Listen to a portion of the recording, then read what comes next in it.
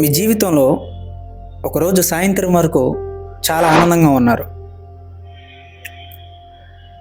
ఆ రోజు సాయంత్రం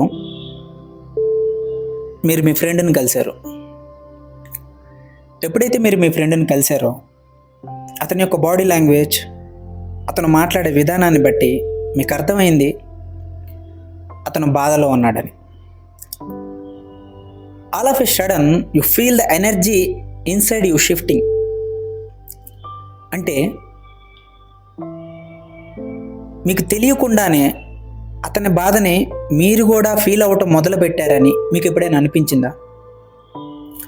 అప్పటి వరకు ఆనందంగా ఉన్న మీరు ఉన్నట్టుండి ఒక క్షణం చాలా డల్ అయిపోయినట్టు, చాలా డౌన్గా ఫీల్ అయినట్టు మీరు ఎప్పుడైనా ఎక్స్పీరియన్స్ చేశారా? దీనికి కారణం ఏంటంటే, స్టాయిసిజంలో దీనికి కారణం ఏం చెప్పారంటే, we are all sensitive to signals we get from others. When two moods collide, one usually wins, and it's often the negativity because it's such a powerful energy. రెండు శక్తులు ఒకదానికొకటి ఎదురుగా ఉన్నప్పుడు ఖచ్చితంగా నెగిటివ్ ఎనర్జీ ఎప్పుడు గెలుస్తుంది. ఎందుకంటే నెగిటివిటీ అనే దానికి అంత పవర్ఫుల్ ఎనర్జీ ఉంటుంది అని చెప్తున్నారు. సో అయితే ఇలాంటి పరిస్థితుల నుంచి మనల్ని మనం ఎలా కాపాడుకోవాలి అనే దాని యొక్క సారాంశమే ఈ letter 2 on protecting your mood. మనందరికీ చుట్టూ ఎప్పుడు పాజిటివిటీ ఉండాలని చూస్తాం, అసలు నెగిటివిటీ అనేది ఉండకూడదని ఎప్పుడు ట్రై చేస్తాం. యాక్చువల్గా ఇది రియలిస్టిక్ డిజైర్ కాదు, ఇది ఎప్పటికీ జరగదు. ఎందుకంటే ఇంతమంది జనాభా ఉన్న సమాజంలో ఎవరు ఎలా ప్రవర్తించాలి, ఎవరు ఎలా మాట్లాడాలి, అన్నీ మనకు నచ్చినట్టుగా మనకు అనుకూలంగా ఉండాలని కోరుకోవటం అనేది మూర్ఖమైన పని. సో ఇలాంటప్పుడు మరి మన యొక్క మానసిక ప్రశాంతతను మనం ఎలా కాపాడుకోవాలి? దీనికి సొల్యూషన్ ఏం చెప్పారంటే, స్టాయిసిజంలో ఎవరైనా ఒక వ్యక్తి నీ దగ్గరకు వచ్చి వారి యొక్క సమస్యని నీకు చెప్పుకున్నప్పుడు ముందుగా ఆ సమస్యని నువ్వు ఏ విధంగానైనా తీర్చగలవా అనేది నువ్వు ఆలోచించుకోవాలి. 1 ఆర్థికంగా, 2 సామాజికంగా, 3 మానసికంగా. ఆర్థికంగా డబ్బు ఇవ్వగలవా? ఇవ్వాలి.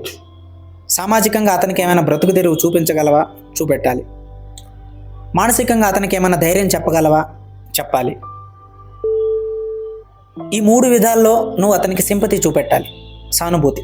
సానుభూతి అంటే కేవలం మాటల పరంగా ఒక ప్రొడక్టివిటీ లేకుండా ఉండేది కాదు. సానుభూతి అంటే ప్రొడక్టివ్ వేలో మనం చూపెట్టగలగాలి. సో ఈ 3 దారుల్లో నువ్వు అతనికి సొల్యూషన్ లేదు, దెన్ అప్పుడు నువ్వు కేవలం అది బయట నుంచి మాత్రమే దాన్ని నువ్వు వినగలగాలి, అర్థం చేసుకోవాలి. కానీ దాన్ని నువ్వు ఫీల్ అవ్వటం అనేది నీ మానసిక ప్రశాంతతను పోగొడుతుంది. ఎందుకంటే you are not feeling responsible for how others feel. దీని అర్థం అలా అని చెప్పి ఎదుటి వాళ్ళ యొక్క సమస్యను చూసి మనం అసహించుకోవాలని కాదు. ఎదుటి వాళ్ళు వాళ్ళ బాధను చెప్పుకునేటప్పుడు మనం కేర్లెస్గా, గౌరవం లేకుండా ప్రవర్తించాలని కాదు. నువ్వు చెయ్యగలిగిన, చెప్పగలిగిన విషయాలు ఉంటే చెయ్యాలి, చెప్పాలి. అది లేదు అని నీకు తెలిసినప్పుడు, అది పాసిబుల్ కాదు అని నీకు అర్థమైనప్పుడు, దెన్ నువ్వు కేవలం బయట నుంచి మాత్రమే ఆ పరిస్థితిని చూడగలగాలి. కానీ వాళ్ళతో పాటుగా నువ్వు కూడా ఫీల్ అవ్వటం అనేది అర్థం లేని పని. ఎందుకంటే ఆల్రెడీ వాళ్ళు బాధపడుతున్నారు, మళ్ళీ వాళ్ళతో పాటుగా నువ్వు కూర్చొని బాధపడితే దానివల్ల ఒరిగేదేం లేదు. చాలామంది ఉంటారు,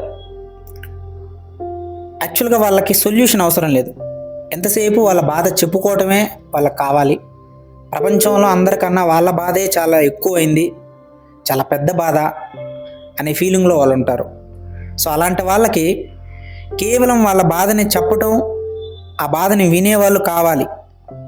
సో ఇలాంటి సందర్భాలు ఏం జరిగిద్దంటే, సొల్యూషనే అవసరం లేని వ్యక్తికి, కేవలం వాళ్ళ బాధని వినటం మాత్రమే కావాల్సిన వ్యక్తికి ఎదుటి వాళ్ళ యొక్క మానసిక ప్రశాంతతని చెడగొట్టడం తప్ప ఇంకా వేరే పని ఉండదు.